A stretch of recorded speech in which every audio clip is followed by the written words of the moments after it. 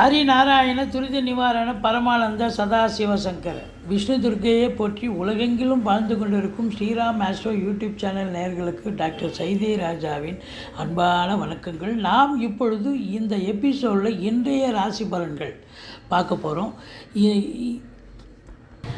மங்களகரமான விஸ்வாவசு ஆண்டு சித்திரை மாதம் 12ஆம் நாள் ஆங்கில தேதி 25/4/2025 வெள்ளிக்கிழமை சுக்கிரவாரம். இன்றைக்கி காலையில் பார்த்திங்கன்னா 8:28 வரைக்கும் துவாதசி திதி, பிறகு திரையோதசி திதி வருகிறது. இரவு 4:14 வரைக்கும், அதாவது 16 வரைக்கும், 4 வெடிகாலம் 4:16 வரைக்கும் உத்திரட்டாதி நட்சத்திரம். இன்றைக்கி சுப முகூர்த்த நாள், அருமையான ஒரு நாள்.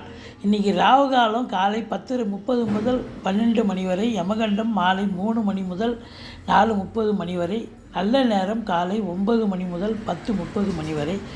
இன்றைக்கி சந்திராஷ்டமம். சிம்ம ராசிக்கு சந்திராஷ்டம நாள். வாங்க ஒவ்வொரு ராசியாக பார்க்கலாம். விருச்சிக ராசி அன்பர்களுக்கு வணக்கம். விருச்சிக ராசி காலபுருஷனுக்கு 8வது ராசி.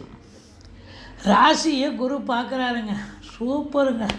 தெளிவான சிந்தனை, செயல்கள், எண்ணங்கள் ஏற்படும். ஏன் இது வரைக்கும் தெளிவு இல்லையானா, ஆமாம், அர்த்தாஷ்டம சனி நடந்ததில்ல, சனி 4ல் இருந்தார். என்ன தான் குரு பார்த்துருந்தாலும் உங்களுக்கு மந்திரிச்சு மாதிரி இருந்தீங்க. இப்போ 5ல் சனி போயிட்டார். அதனால் கொஞ்சம் மைண்ட் ரிலீஃபாக சந்தோஷமாக செயலாற்றுறீங்க அப்படின்னு சொல்லணும்.